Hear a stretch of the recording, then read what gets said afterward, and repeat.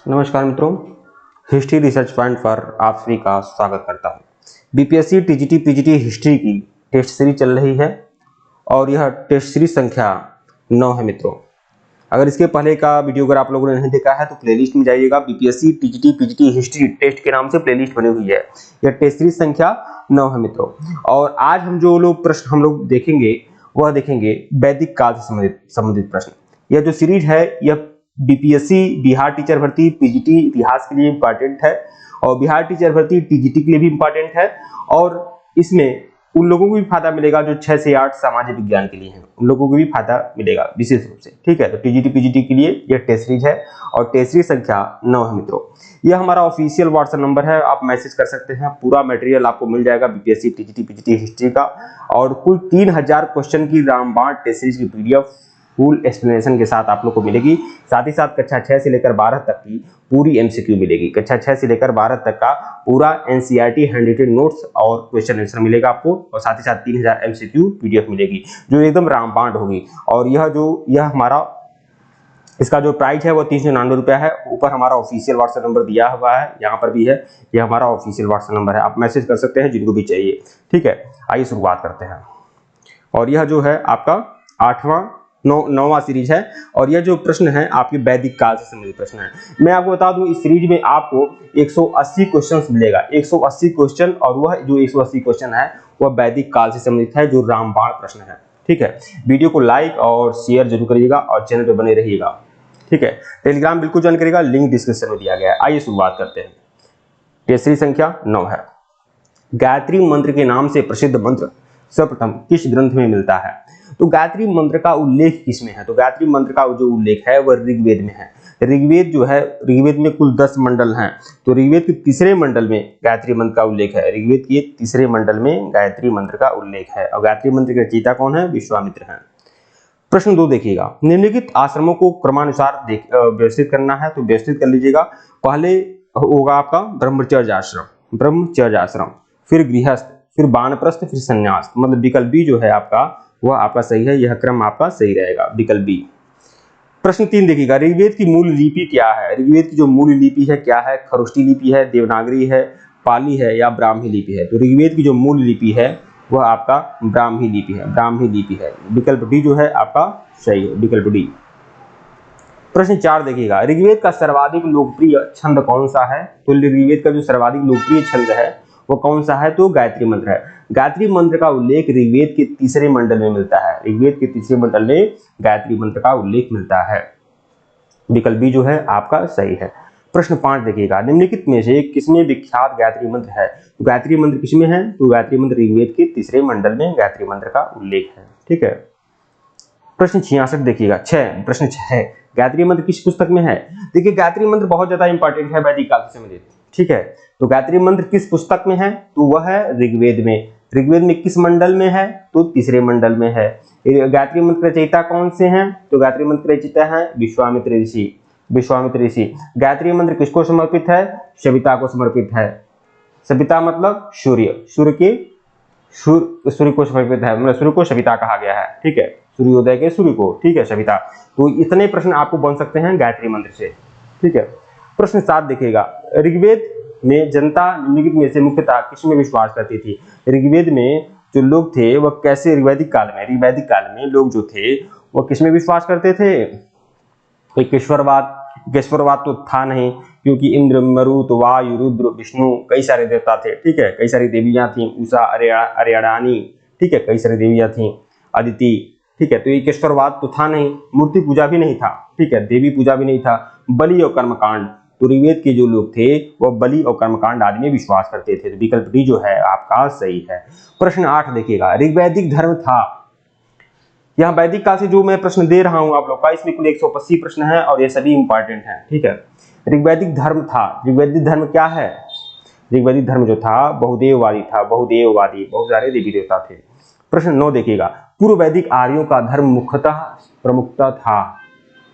पूर्व वैदिक आर्य मतलब ऋग्वैदिक आर्य की बात की जा रही है। ऋग्वैदिक काल में धर्म क्या था? धर्म जो था प्रकृति पूजा था, प्रकृति पूजा और यज्ञ पर आधारित था। विकल्प सी जो है आपका सही है। भक्ति का उल्लेख बाद में मिलता है, भक्ति था ही नहीं, मूर्ति पूजा बहुत बाद में आया है। तो यही विकल्प सी जो है आपका सही है। प्रश्न 10 देखिएगा, आयुर्वेद अर्थात जीवन का विज्ञान का उल्लेख किस ग्रंथ में मिलता है? आयुर्वेद का उल्लेख जो मिलता है वह अथर्ववेद में मिलता है। अथर्ववेद में आयुर्वेद का उल्लेख मिलता है। विकल्प डी जो है आपका सही है। प्रश्न 11, निम्नलिखित में से किसका संकलन ऋग्वेद पर आधारित है? ऋग्वेद पर किसका संकलन आधारित है? तो सामवेद का। मैं आपको बता दूं, सामवेद में कुल 1549 मंत्र हैं। सामवेद में 1549 मंत्र हैं और केवल 75 जो हैं वह सामवेद में नए हैं। बाकी जितने भी मंत्र हैं वह ऋग्वेद से ले लिए गए। केवल 75 ही नया है, बाकी सब ऋग्वेद से ले लिया गया है। कुल 1550 मंत्र हैं। यह जो इसका संकलन है सामवेद का वह ऋग्वेद पर आधारित है। विकल्प ए जो है आपका सही है। ठीक है।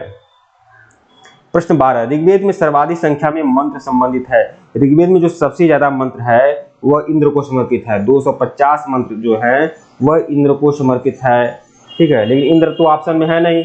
ठीक है, तो फिर देखिए, फिर 200 मंत्र जो है वह अग्नि से समर्पित है, अग्नि को संबंधित है, अग्नि। तो विकल्प बी जो होगा अग्नि। ठीक है।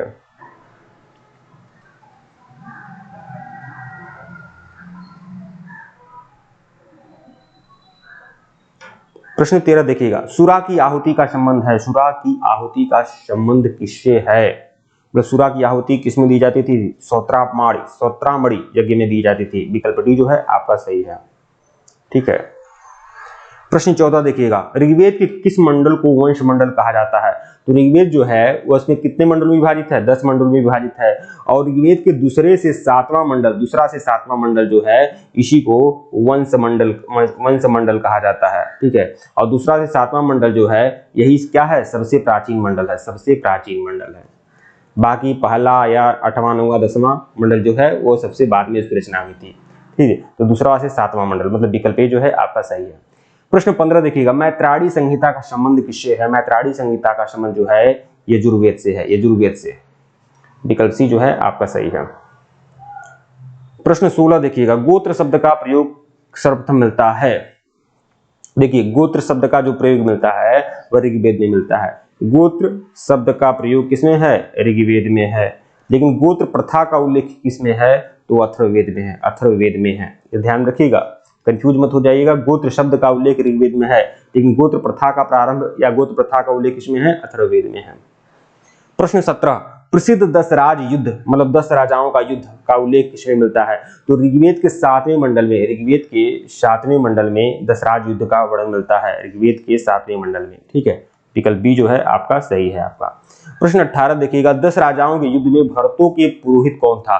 देखिए, 10 राजाओं का जो युद्ध था ना, इसका वर्णन ऋग्वेद के 7वें मंडल में मिलता है। और ये जो 10 राज युद्ध था इसमें एक तरफ 10 राजा थे और दूसरी तरफ एक राजा थे। तो एक जो राजा थे उनका नाम था भरतों के राजा सुदास थे। भरतों के राजा सुदास थे, मतलब भरत जन के राजा सुदास थे। और एक तरफ 10 राजाओं का संघ था। इन दोनों का जो युद्ध हुआ था वह किस नदी के तट पर हुआ था? रावी नदी के तट पर युद्ध हुआ था। ठीक है, तो 10 राजाओं के युद्ध में भरतों का पुरोहित कौन था? भरतों के राजा का पुरोहित कौन था? वशिष्ठ ऋषि। विकल्प ए जो है आपका सही है। और 10 राजाओं के संघ का पुरोहित कौन था? विश्वामित्र ऋषि। ठीक है। ऋग्वेद में वशिष्ठ को किसके पुरोहित के रूप में प्रस्तुत किया गया है? वशिष्ठ जो थे वो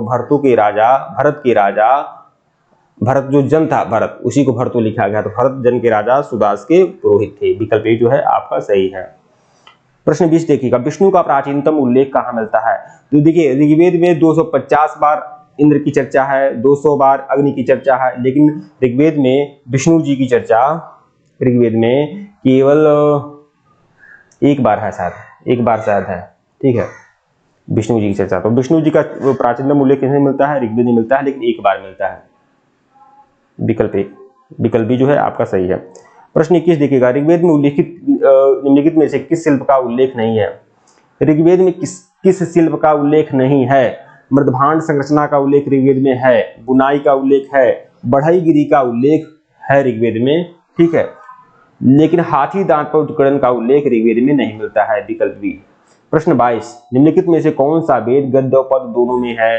गद्य पद दोनों में लिखा गया वेद कौन सा है? तो वह है यजुर्वेद। यजुर्वेद की 2 शाखाएं थी, कृष्ण यजुर्वेद एवं फिर उसके बाद शुक्ल यजुर्वेद, 2 शाखाएं थी। ठीक है, तो कृष्ण यजुर्वेद जो था वह था गद्य में और शुक्ल यजुर्वेद जो था वह था पद्य में। ठीक है, प्रश्न 23 देखिएगा, अवेस्ता और ऋग्वेद में समानता है। अवेस्ता किस क्षेत्र से संबंधित है? अवेस्ता जो था पारसियों का धर्मग्रंथ है और पारसी जो थे ईरान से संबंधित थे। विकल्प ए जो है आपका सही है, ईरान से। प्रश्न 24 देखिएगा, निम्नलिखित ग्रंथों में से मुख्यतः किसमें यज्ञ वेदियों के निर्माण का विवरण मिलता है? यज्ञ वेदियों के निर्माण का विवरण मिलता है शूलसूत्र में। शूलसूत्र जो है ज्यामिति पर आधारित था, मतलब लंबाई चौड़ाई पर आधारित है, ठीक है। इसमें यज्ञ वेदियों के निर्माण का वर्णन मिलता है। विकल्प डी जो है आपका सही है। प्रश्न 25 देखिएगा, निम्नलिखित में से कौन सी बात ऋग्वैदिक स्त्रियों के संदर्भ में सही नहीं है? कौन सी बात ऋग्वैदिक स्त्रियों के संदर्भ में सही नहीं है? वे यज्ञों का अनुष्ठान करती थीं, सही है। ये सभा की कार्रवाई में भाग लेती थी, सही है। ये युद्धों में सक्रिय होती थी, यह भी सही है। रजस्वला होने से पहले उनका विवाह हो जाता था, यह सही नहीं है।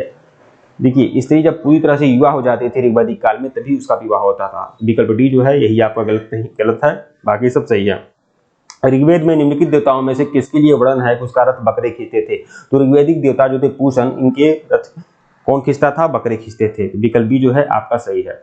ऋग्वैदिक संहिता, प्रश्न 27, ऋग्वैदिक संहिता का नवा मंडल पूर्णतः किसको समर्पित है? ऋग्वैदिक संहिता का जो नवा मंडल है किसको समर्पित है? तो नवा मंडल जो है सोम को समर्पित है भाई। सोम और इस पेपर नामांकित देवता को समर्पित है। विकल्प डी जो है आपका सही है। प्रश्न 28 देखिएगा, कौन सबसे प्राचीन वेद है? तो सबसे प्राचीन वेद जो है आपका ऋग्वेद है। ऋग्वेद सबसे प्राचीन वेद है। ऋग्वेद, यजुर्वेद, सामवेद, अथर्ववेद। प्रश्न 29 देखिएगा, निम्नलिखित में से कौन सा वेद सबसे प्राचीन है? तो वो है आपका ऋग्वेद। प्रश्न 30, छांदोग्य उपनिषद का संबंध किस वेद से है? छांदोग्य उपनिषद का जो संबंध है वह किस वेद से है? छांदोग्य उपनिषद का संबंध जो है आपका किस वेद से है? तो वह सामवेद से है। विकल्प सी जो है आपका सही है, सामवेद से संबंधित है। प्रश्न 31, निम्नलिखित चार वेदों में से किस एक में जादुई माया और वशीकरण का उल्लेख है? जादुई माया और वशीकरण का उल्लेख जो है आपका अथर्ववेद में है। विकल्प सी जो है आपका सही है, बहुत ही इंपॉर्टेंट है, बार बार पूछा जाता है परीक्षा में। प्रश्न 32 देखिएगा, वैदिक युग में प्रचलित लोकप्रिय शासन प्रणाली थी।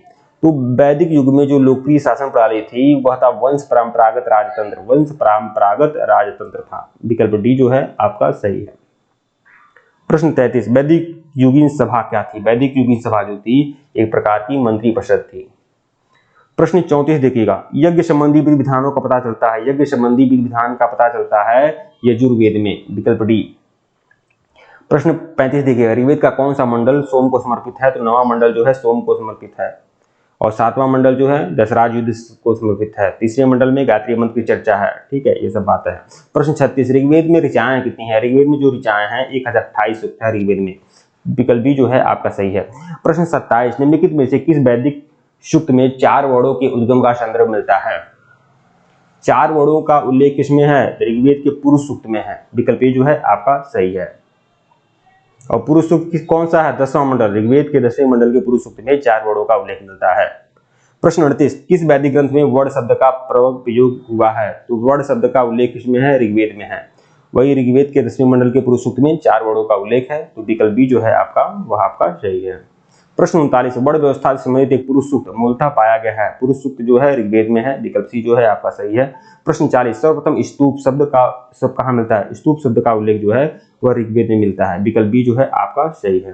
प्रश्न 41, गो अपहरण के प्रसंग में ऋग्वेद में प्रमुख रूप से नाम आता है पड़ियों का। विकल्प सी, पड़ियों। गो अपहरण मतलब गो जो गाय का अपहरण करते थे, गाय को चुराते थे, उनको पड़ी कहा गया है ऋग्वेद में। ऋग्वेद के किन सूक्तों में भारतीय नाटक की अंकुर अवस्था का होना माना जाता है? तो ऋग्वेद के संवाद सूक्त में भारतीय नाटक का प्रारंभ माना जाता है। विकल्प सी जो है आपका सही है। ऋग्वेद के कितने मंडल हैं? ऋग्वेद में कुल 10 मंडल हैं, ठीक है, 10 मंडल हैं। प्रश्न 44, राजसूय से संबंधित अनुष्ठानों का वर्णन मिलता है। राजसूय जो था एक यज्ञ था, ठीक है। यह राजसूय यज्ञ का वर्णन किसमें है? तो यजुर्वेद में ही राजसूय यज्ञ का वर्णन है। विकल्प ए जो है आपका सही है। इस सीरीज का सबसे आखिरी प्रश्न देख लीजिएगा, ऐन्द्र महाभिषेक का वर्णन किया गया है, तो यह ऋग्वेद में किया गया है, ठीक है। तो देखिए मित्रों, कुल 180 प्रश्न है। इतना जल्दी सब कुछ कंप्लीट कराना अपने आप में थोड़ा सा मुश्किल है, इसलिए मैंने 45 क्वेश्चन हमने करा दिए हैं और फिर अगला जो आपका सीरीज मिलेगा वो इसमें 45 करके मैं यह पूरा वैदिक काल में खत्म कर दूंगा, ठीक है। ठीक है मित्रों, वीडियो को लाइक और चैनल को सब्सक्राइब करेगा, टेलीग्राम बिल्कुल ज्वाइन करेगा, लिंक डिस्क्रिप्शन में दिया गया है। और इसके पहले का वीडियो नहीं देखे हैं तो प्लेलिस्ट में जाइएगा, BPSC TGT PGT history test के नाम से प्लेलिस्ट बनी हुई है। ऊपर हमारा ऑफिशियल व्हाट्सएप नंबर दिया गया हुआ है, आप मैसेज कर लीजिएगा। केवल 399 रुपये में कंप्लीट हिस्ट्री आपको मिलेगी। कक्षा 6 से लेकर 12 तक एनसीईआरटी हैंडेड नोट्स मिलेगा, जिसमें कक्षा 11-12 का मैं परीक्षा होने से पहले आपका कंप्लीट करा दूंगा, ठीक है। और इसके अलावा आप लोग को 3000 MCQ की PDF मिलेगी, जो ये PDF में पढ़ा रहा हूँ, ये पूरी PDF मिल जाएगी। साथ ही साथ आपको 5500 वन लाइनर की सीरीज मिलेगी, ठीक है। तो ये सब सारी सीरीज आपको मिलेगी और परीक्षा होने तक आपको सारे मटेरियल मिल जाएंगे, जो बहुत ही ज़्यादा इंपॉर्टेंट है। जिनको भी चाहिए वो लोग हमारे ऑफिशियल व्हाट्सएप नंबर पर मैसेज कर सकते हैं। ऑफिशियल व्हाट्सएप नंबर डिस्क्रिप्शन में है, ऊपर भी शो हो रहा है और यहाँ पर भी बताया हूँ आप लोग को, ऊपर शो हो रहा है। ये हमारा प्राइस है, ठीक है। ठीक है मित्रों, धन्यवाद आप लोग को।